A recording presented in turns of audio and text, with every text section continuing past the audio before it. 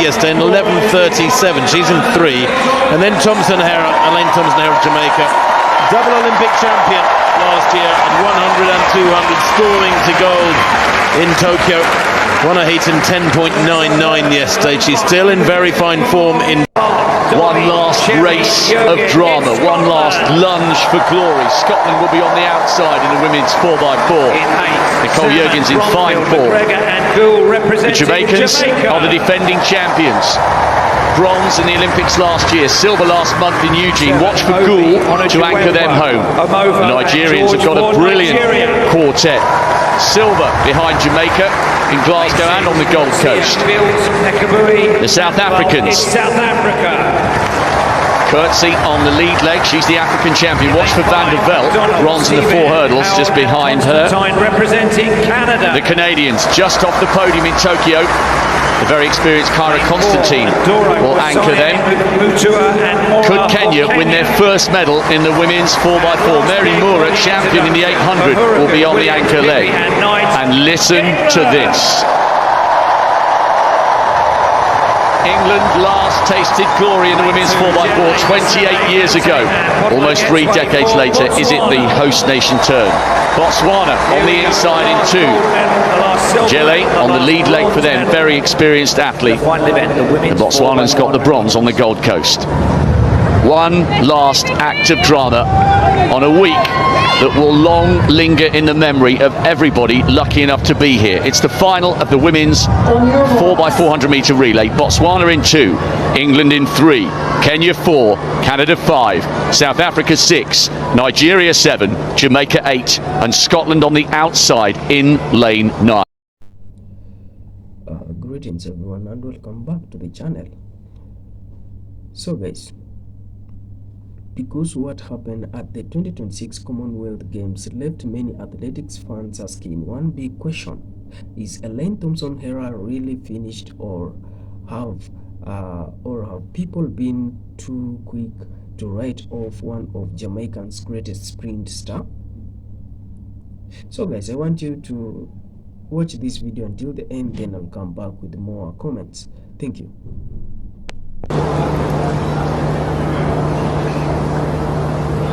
Huge moment for the 8 women ready to start the battle.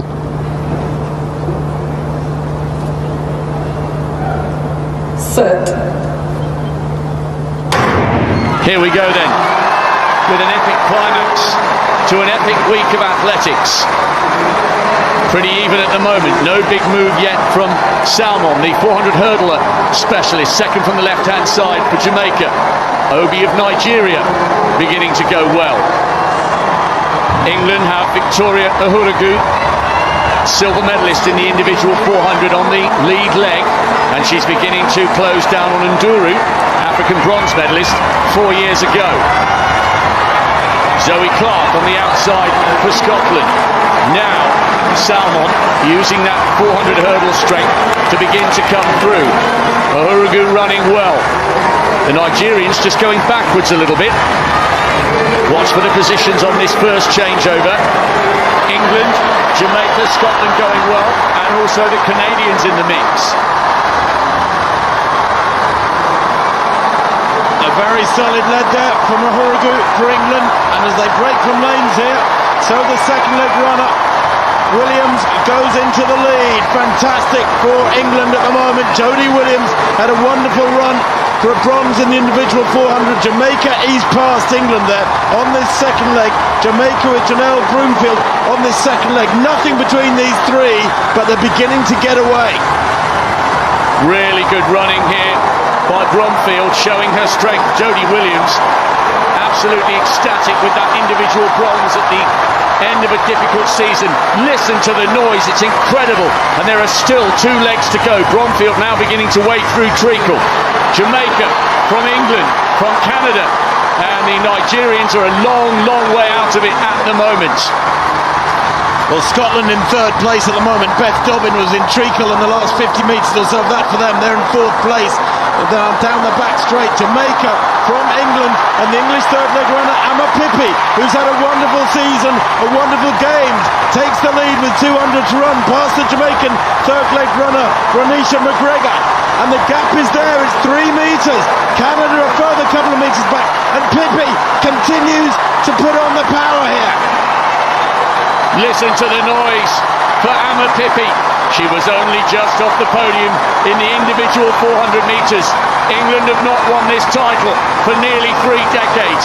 The home crowd willing them on, roaring them on. One last lap for one last gold. England lead. Canada and Jamaica tied for second here. And they have Jessie Knight in their sights.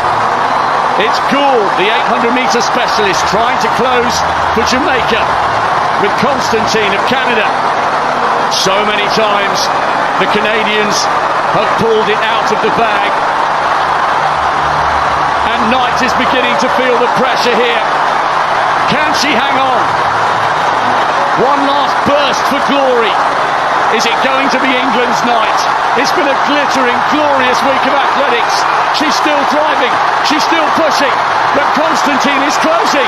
What a finish to an epic week of athletics. Is it England or is it Canada? They're side by side, there's nothing to separate them. Oh my gosh, it's one of the best finishes to a 4x4 relay we have ever seen. Usually it goes to the athlete closing with the momentum, but it was so close. Somehow Jessie Knight managed to stand tall. None of us know. It was too close to call. We're watching, we're waiting. Wherever you are in the world, I hope you're enjoying these images. Top quality drama. They both gave it everything. Was it the Canadians' lunge for the line? It usually goes to the athlete who has the momentum. That was Constantine. Knight was coming under all sorts of pressure. The wait goes on. You'll hear the roar. You will now. It's gone to England. Their first title in 28 years, and they've done it by the narrowest of margins. What an incredible finish. 100th of a second in it, and she still doesn't quite believe that she's managed to pull that off. It looked for all the world as though it was going to be Canada, but it's England who come out on top in front of their home crowd. Have you ever seen a tighter finish to a 4x4 than that? Well, the Canadians gutted. They would want to look at that picture, Rob. 1/100th of a second. We were talking today about what 1/100th of a second represents, and it's millimetres. But the Canadians, I thought you were right. I thought the Canadians had the momentum and they might take it. But you know what Jessie Knight did? She was very smart, and the Poles have specialised in this. You punch forward with one arm, and it drags your chest on that side forwards by a few millimetres, and that might have been the difference. That Polish punch towards the line might have gained England the final gold of these games. Catherine Merry, you've been involved in some great 400-metre battles. Can you ever remember a finish like that? Fabulous. A brilliant performance from the English team. Ahuragu, Williams, Emma Pippi, a brilliant third leg from her. But Jessie Knight was unbelievable here. She was not going to lose England the Commonwealth title on English soil. She dug deep 2, 3, 4 times. Brilliant. The pressure was there. Look at that. She did have the momentum, didn't she, Constantine from Canada? But look at it again. Jessie Knight said no, and dug deep again. And look at that. Textbook dip, that is, as Tim called it. Absolutely brilliant. And that's what's got England the gold medal in the final event of the Commonwealth Games athletics programme. That was ridiculous. Jessie Knight with what Tim Hutchings is calling the Polish punch. Watch here. Constantine is coming. She's closing. Eyeballs bulging. Lunging for the line. Leaning and believing it will be a glittering gold for Canada. But now, Knight somehow finds a way to produce some forward momentum. That was so tight, Tim. And when you think she's a prime 100 for Jamaica, Misha Liai of Trinidad and Tobago in this one as well. Zoe Hobbs as well for New Zealand. Abrams of Guyana, and England's Asha Philip. Let's take a look at these athletes. There is Joy Udo Gabriel of Nigeria. Third in her heat in 11:43. That was a season's best. She's an 11:3 athlete at her best. Remember, it is only the first two who go through by right. There is Seone Sibeli of Botswana. Third in her heat as well in 11:52. Last night, the 28-year-old, a long way off her personal best. Na Anang of Australia. Well, she's a long jump specialist normally. She's a 681 long jumper, second in her heat yesterday in 11:37. She's in 3. And then Elaine Thompson-Herah of Jamaica, double Olympic champion last year at 100 and 200, scoring to gold in Tokyo. Won a heat in 10.99 yesterday. She's still in very fine form indeed. Misha Liai, well, she's the defending champion. She goes in lane 5, the athlete from Trinidad and Tobago. Semi-finalist in Tokyo last year over 100 metres. Won a heat in 11.14. There's Zoe Hobbs. She goes in lane 6.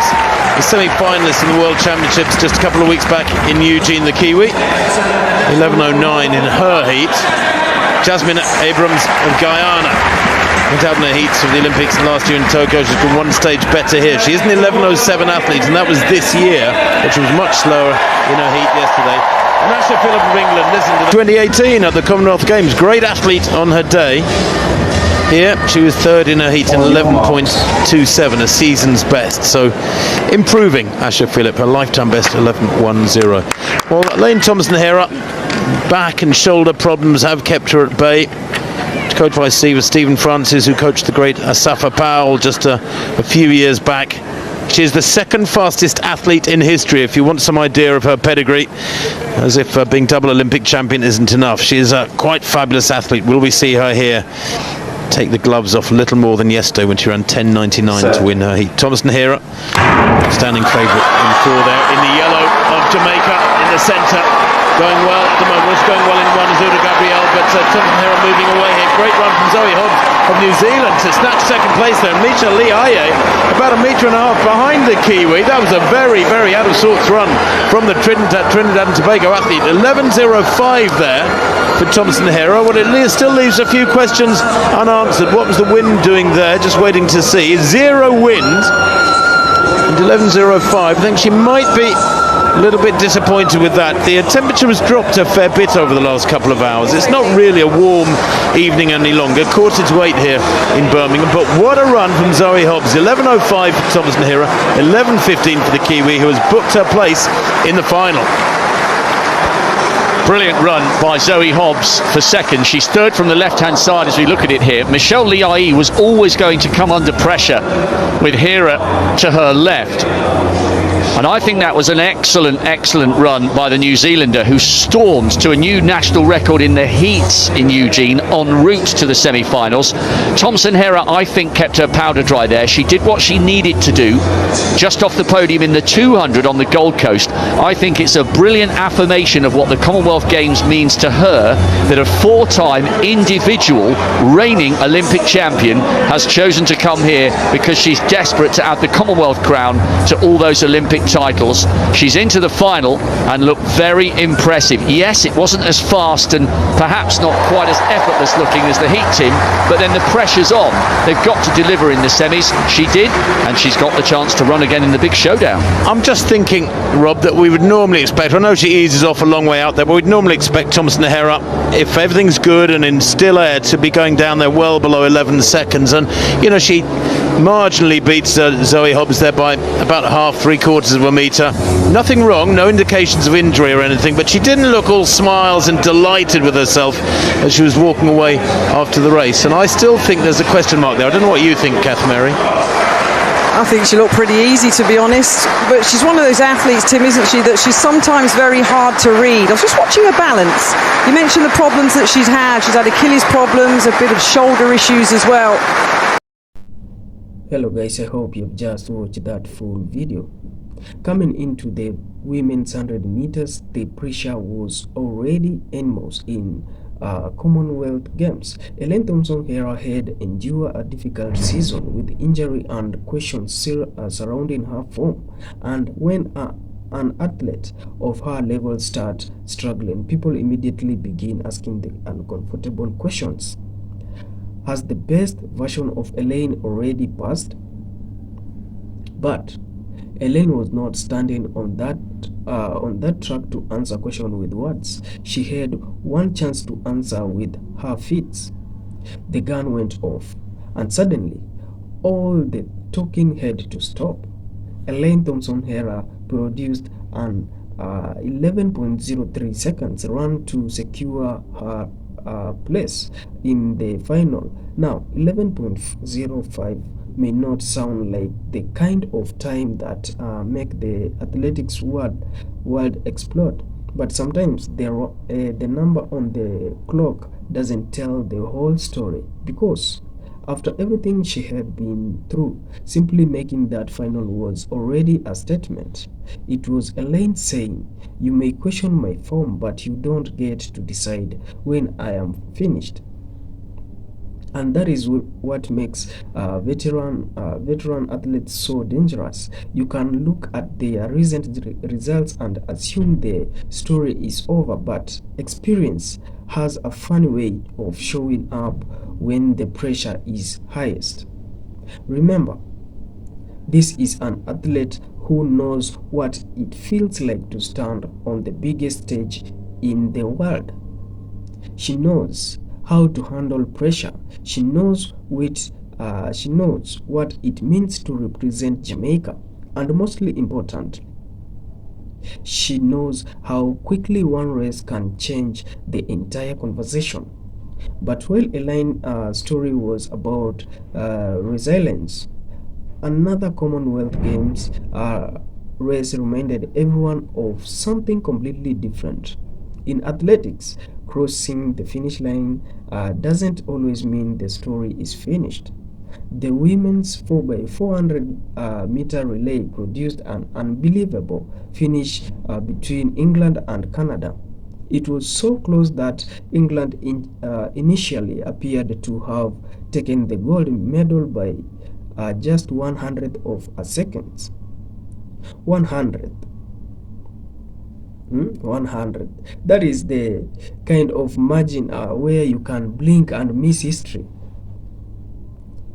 Jesse Knight produced a dramatic finishing move at the line using that famous last seconds dipping technique, sometimes described as a bullish punch. For a moment, it looked like England had done enough. The celebration could begin. The results appeared settled. Gold for England, or so everyone thought. Because then came the twist. The official results was later changed after England was disqualified, meaning the gold medal went to Canada. Think about that for a moment. You fight through 4 legs of a relay. You search the finish line first. You celebrate. You believe you have won. Huh? And then the official says, "Not so fast." That is athletics. One moment you are a champions, the next moment you are watching another team receiving the gold medal. And that is why these Commonwealth Games moments are so fascinating. Elaine Thompson Hera's story reminds us that an athlete's story isn't over just because the numbers haven't looked perfect lately. The relay drama reminds us that a race isn't truly finished until the officials say it is. So perhaps the biggest lesson from these two moments is simple. Never write the ending before the story is finished. Elaine Thompson Hera still has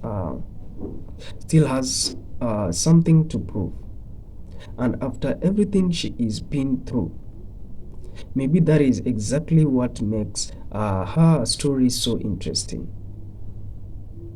Because sometimes the most Sometimes the most dangerous athletes isn't the one everyone expects to win.